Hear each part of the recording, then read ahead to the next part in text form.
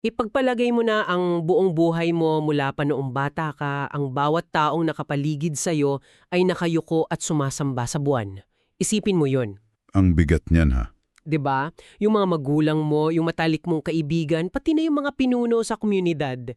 Lahat kayo gabi-gabi nakatingala sa kalangitan.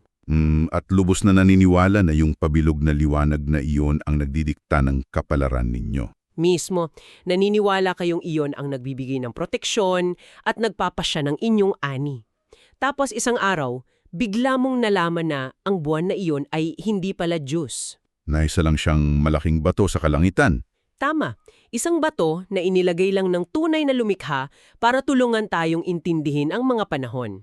Ngayon, gaano kaya kahirap na bigla ang baguhin ang buong sistema ng iyong paniniwala? Lalo na kung ang kapalit nito ay itakwil ka ng mismong pamilya mo. Kapag inilagay natin ang ating sarili dyan, mararamdaman talaga natin yung takot. Hindi lang kasi ito parang nagpapalit ka ng damit o opinyon eh. Kumbaga buong pagkatao mo yung nakataya. Totoo yan. Pagtibag ito sa mismong pundasyon ng pagkakakilanlan mo. Siyempre tayo mga tao, mas madaling maniwala sa nakikita at nahahawakan natin. Lalo may yung nandyan lang gabi-gabi. Eksakto. Kaya yung pagtalikod sa Diyos na nakikita mo para lang sumunod sa isang Diyos na hindi mo nakikita. Grabe, isa iyang napakalaking sugal sa panahong iyon. Hinihingi nito yung pananampalataya na parang sumasalungat na sa human nature natin. At yan mismo ang sentro ng ating malalimang pagsusuri ngayon. Gagamitin natin ang dokumentong pinamagatang Lesson 17 Promises to Abram PDF. Isang napakagandang source material. Oo, at ang mission natin ngayon ay himayin kung paano nagsimula ang isa sa mga pinakamalalaking pagbabago sa kasaysayan ng mundo. At ang nakakagulat, nagsimula ang lahat ng ito sa isang pamilya ng mga sumasamba sa buwan. Mga moon worshippers kumbaga. Tama. Nandito kami para tulungan kang makuha yung mga pinakamahalagang detalye nang hindi ka nalulunod sa sobrang daming informasyon o teolohiya. Okay, let's unpack this. Bago natin maintindihan ang pangako at paglalakbay ni Abram. Kailangan muna nating silipin yung mundong iniwan niya. Mismo. Hindi kasi tayo pwedeng tumalon agad sa Canaan nang hindi dumadaan sa Ur. Mahalagang ilatag natin yung imahe ng Ur. Nabuhay si Abram bandang 2000 BC? Napakatagal na panahon na niyan. Sobra.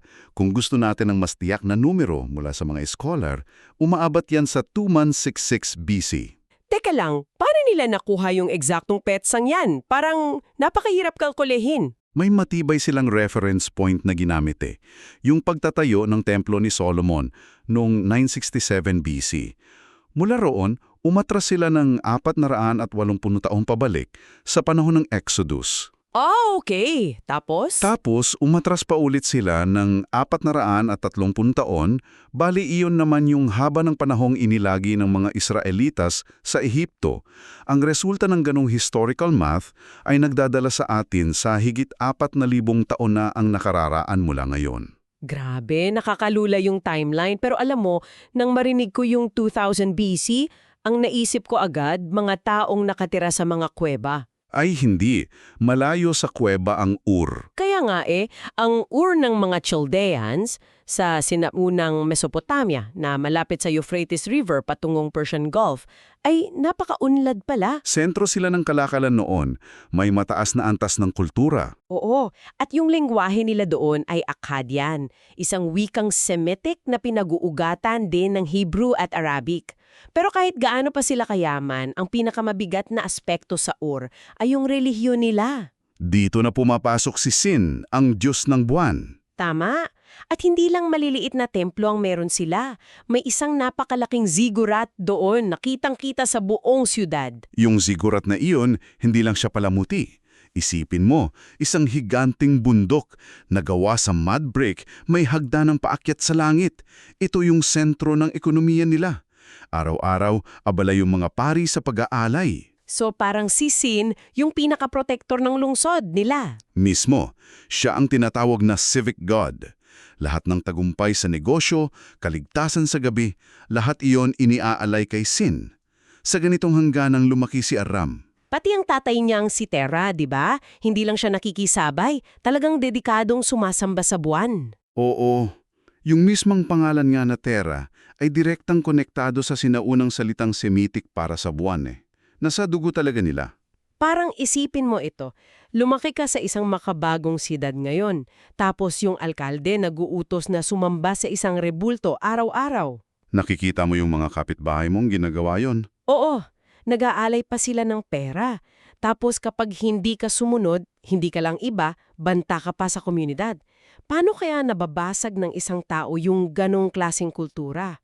What's fascinating here is, kung bababalikan natin ang kwento pagkatapos ng Tore ng Babel, makikita natin na mabilis bumagsak ang mga tao Pabilis ng pabilis yung pagtalikod nila sa lumikha. Hanggang sa sinamba na nila ang mga araw, bituin at buwan. Tama. Ito yung madilim na background kung saan kumilos ang Diyos. Wala namang naghahanap sa kanya noon Nakabaon na silang lahat sa idolatria. Kaya noong nagpasya ang pamilya ni Tera na umalis ng Ur, isa itong napakalaking kaganapan. Pero bago sila umalis, silipin natin yung pamilya nila. May 3 anak si Tera, sina Abram, Nahor at Haran. At may asawa si Abram na si Sarai, pero may mabigat na detalye dito. Oo, baog si Sarai. Hindi siya magkaanak. Sa kulturang nasusukat ang halaga sa dami ng anak, napakatinding kahihiyan. Tapos namatay pa ng maaga si Haran. Kaya inampon ni Tera yung apo niyang si Lot. Punong-puno ng trahedya at lungkot yung pamilya nila. Dahil dito, kinuha ni Tera sina Abram, Sarai at Lot at umalis sila ng Ur. Balak sana nilang pumunta sa Canaan. Naglakbay sila ng malayo, sinusundan ng ilog Euphrates para hindi mamatay sa uhaw. Pero hindi sila nakarating doon agad. Tumigil sila at nanirahan sa Haran. Here's where it gets really interesting. Kasi, teka, balak nilang maghanaan pero huminto sa Haran? Oo, bakit kaya, di ba? Alam mo ba na ang Haran ay isa ring malaking sentro ng pagsamba sa buwan? Parang naglipat bahay ka para umiwas sa sugal.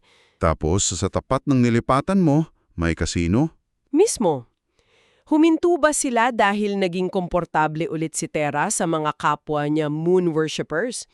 O napagod na lang siya? Baka pinagsamang pagod at emosyon. Kapatid na lungsod kasi ng Ur ang Haran pagdating sa kultura. Nang makita ni Tera yung mga templo para kay Sin, baka pinili na lang niyang manatili. Doon na rin siya namatay.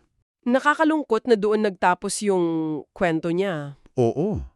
At dito rin papasok yung malaking balakid. Yung pagiging baong ni Sarai, direkta itong sagabal sa orihinal na plano para sa isang supling.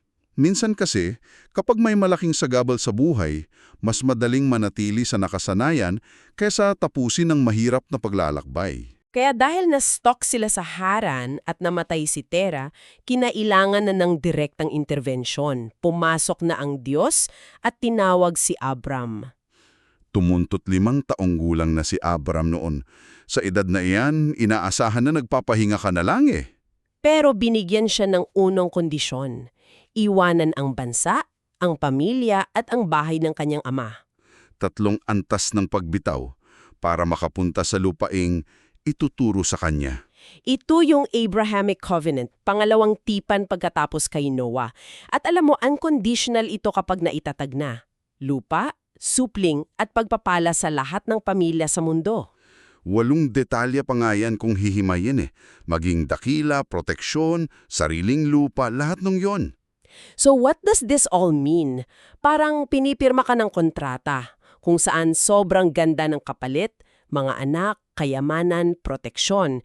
Pero yung mismong destinasyon, nakablangko. Nakasulat lang, tutukuyin na lang sa daan. Napakahirap niyan. Paano mo tatanggapin iyon? Lalo na't iiwan mo yung buong seguridad mo sa buhay? At kung ordinaryong kontrata yan, multa lang babayaran mo pag nasira. Pero sa sinaunang covenant, dugo at buhay ang nakataya. Ang nakakabalyo pa ang Diyos ang sumalo ng lahat ng bigat. If we connect this to the bigger picture, makikita natin ang napakagandang irony o kabaligtaran sa Tore ng Babel. Paano iyon naging magkabaliktad? Sa Babel, yung mga tao nagtayo ng tore para gumawa ng pangalan para sa sarili nila. Gusto nilang idigta sa Diyos kung saan siya bababa. Para silang umabot sa itaas para sumikat. Tama. Pero kay Abram, ang Diyos ang nagsabi kung saan siya pupunta. At ang Diyos ang nangakong gagawing dakila ang pangalan niya. purong biyaya ito. Grace talaga, ano? Kasi hindi naman karapat-dapat si Abram. Galing siya sa pamilya ng mga sumasamba sa buwan, na stuck sa Haran. Tapos baog pa yung asawa niya. Wala talaga sa resume niya na karapat-dapat siya, pero sumunod siya. Oo, umalis siya kasama sina Sarai at Lot papuntang kanan. Pero ang pagdating sa Promised Land ay hindi ibig sabihin naging madali na ang lahat. Malayong maging madali. Pagdating nila sa Shechem, doon sa puno ng oak ng Moreh, may mga nakatira na roon. Nandyan na yung mga Canaanite. At hindi lang sila basta nakatira doon. May napakatibay na kultura sila at mga peking Diyos. May kalahating tao, kalahating hayop. Ang nakakatakot pa, nakasentro sila sa fertility gods o yung mga Diyos ng pag-aanak, di ba? Oo, mga ritual para sa pagpaparami ng ani at supling. Teka lang, isipin mo ito para kay Abram. Iniwan mo yung malaking lungsod, naglakbay ka, ipinangako sa'yo na magiging malaking bansa ka, tapos ang nadatnan mo ay mga taong sumasamba sa mga Diyos ng pag-aanak, samantalang ang sarili mong asawa ay baog. Napakasakit na irony, no? Parang sampal iyon isang malaking insulto ng tadhana. Paano nakayanan ni Abram na magtiwala na hindi siya babalik na lang sa Haran? This raises an important question. Paano ba tumugon si Abram sa panunuya ng paligid niya? Nang magpakita ulit ang Diyos at nangakong ibibigay ang lupang iyon sa mga anak niya, gumawa si Abram ng altar. Doon mismo sa gitna ng Shechem. Oo, kumuha siya ng mga bato at nagtayo ng altar. Tapos, lumipat siya sa Bethel at kumuha ulit ng isa pa. Ang paggawa ba ng altar ay parang pagtatanim niya ng watawat na kanya na yung lupa? Higit pa roon. Deklarasyon iyon ng kanyang katapatan sa iisang tunay na Diyos. Isipin mo, sa kabila ng lahat ng lohika at sa kawalan nila ng anak, tumayo siyang liwanag ng pag-asa. Hindi siya nagpatinag sa mga counterfeit na Diyos ng Canaan.